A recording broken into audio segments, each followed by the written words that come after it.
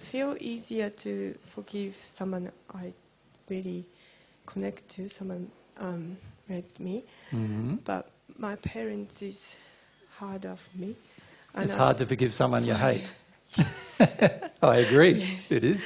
And because I live in different country, I haven't seen my parents 5 years, and they wanted to come this year, and I'm terrified. But it's also good process to meet them and feel intense. Yeah.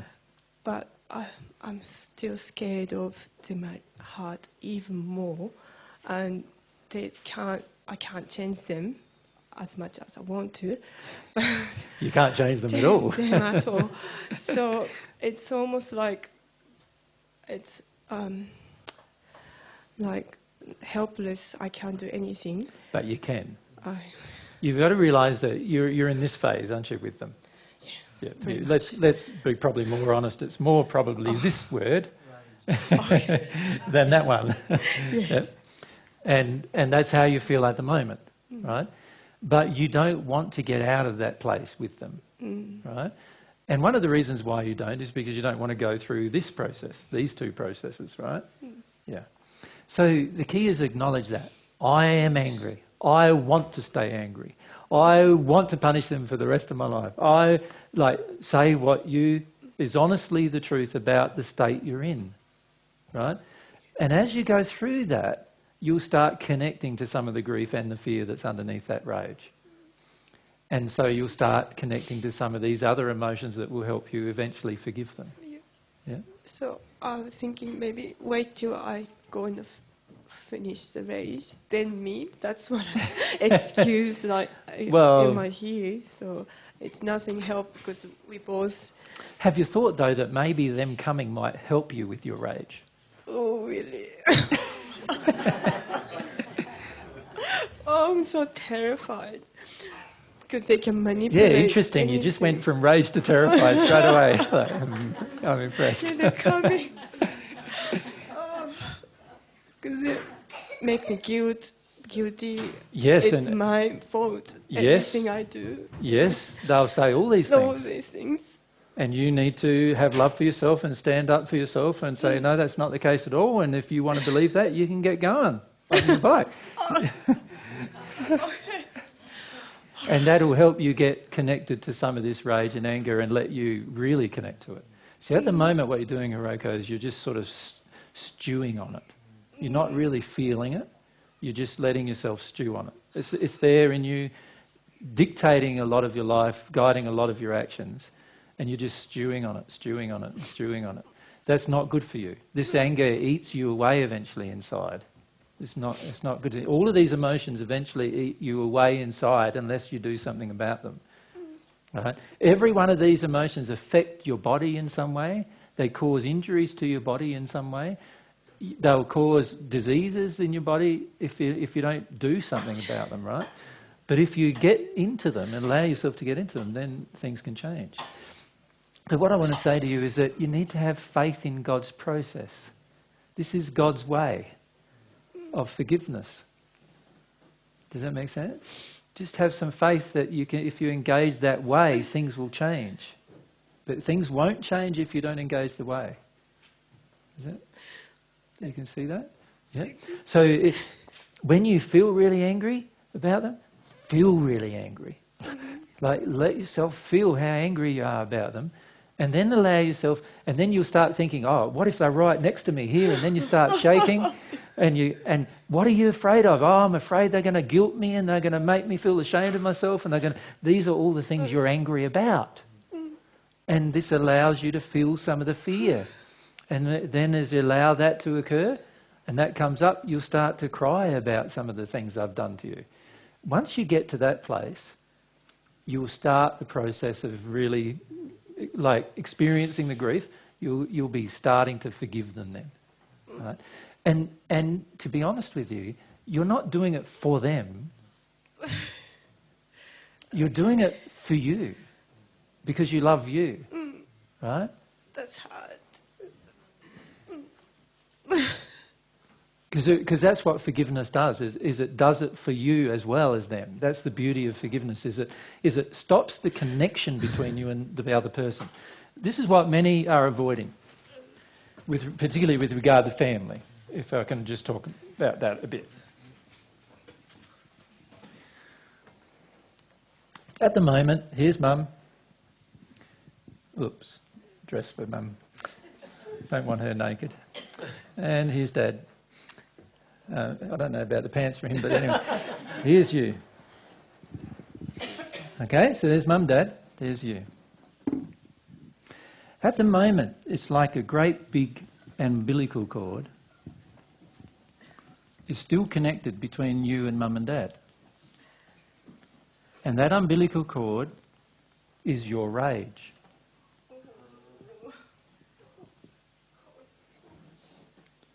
Once you go through the rage and start getting into the fear, the umbilical cord will be your fear. And once you go through your fear and into your grief, the umbilical cord will be your grief. And once you've processed through your grief, there is no umbilical cord.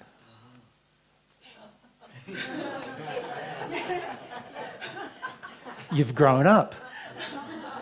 Right?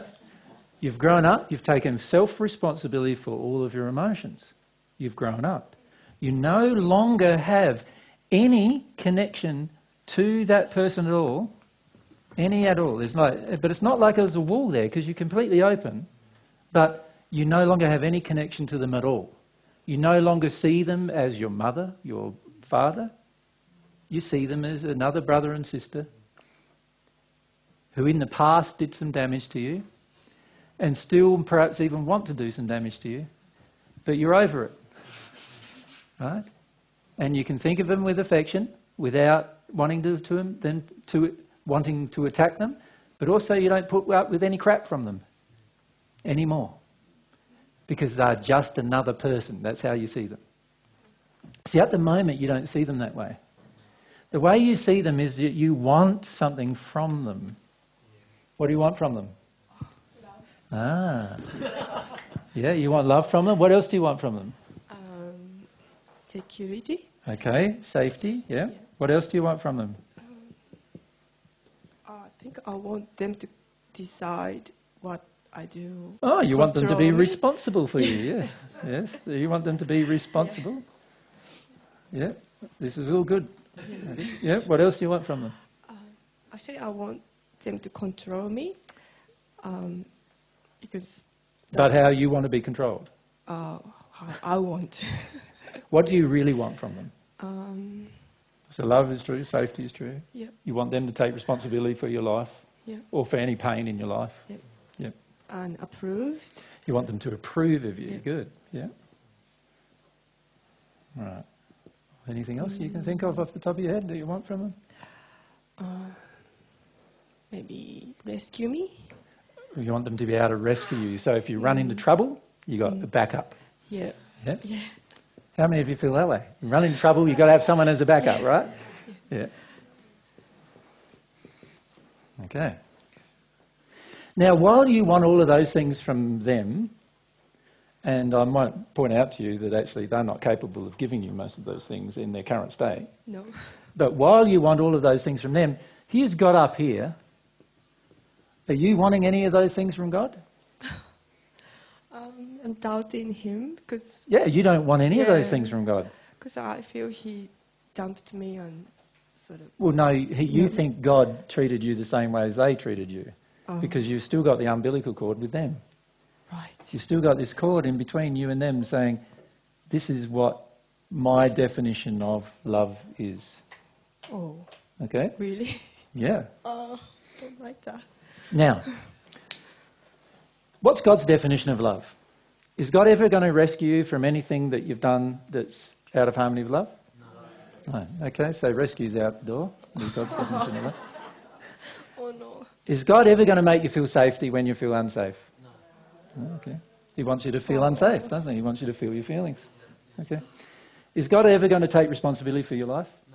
No. No, that's out too. Is God ever going to approve of you? Yes. Always. Always. Okay.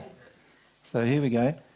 See, once we get rid of that umbilical cord between ourselves and our parents, and we no longer expect even those things from them, we start receiving love from God and start receiving approval from God and feeling it. But until we let go of our parents, that never happens. The majority of us pass from this world at 80 years of age, 90 years of age, and we have still not let go of our parents.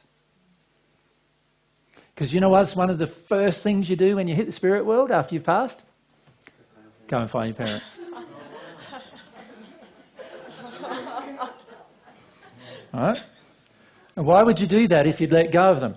The people you would go to find would be the people who love you, the people who can help you grow, the people who can help you work through anything else you might have left over to work through. They are the people you'd seek. But see, most of us don't want to let go of this relationship. This relationship is flawed, damaged, it's got all sorts of problems with it, but you don't want to let it go. And you think a lot of the times it's because your parents are doing something, but it's not. A lot of times it's because of what you want from them that you're unwilling to give up and grieve about. So, when you said you wanted safety, you're unwilling to feel completely unsafe. Yes. When you said you wanted love from your parents, you're unwilling to feel completely unloved by your parents. When you said you wanted to be rescued from by your parents, you're unwilling to feel they'll never come to your rescue ever again. Right? And all of these things we want from them cause the umbilical cord between you and them to remain intact.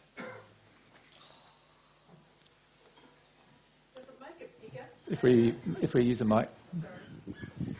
Does it make the cord bigger and thicker? Well, most of these things were established in our early childhood generally. It's just that we've never grown up. We've never taken responsibility for our emotions in our life because we want somebody else to do it. We want the people who harmed us to do it. Right? So the reality is all of these things were probably established during our childhood. And we have never grown up. We've never let go of them.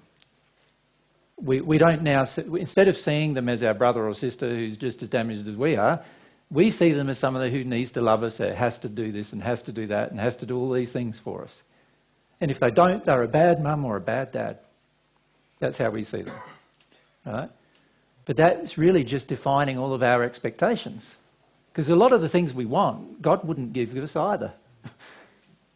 And God loves us in a pure way, and yet God wouldn't do it. Right? So this is our problem, is that we are holding on to our family relationships so strongly that we never grow up.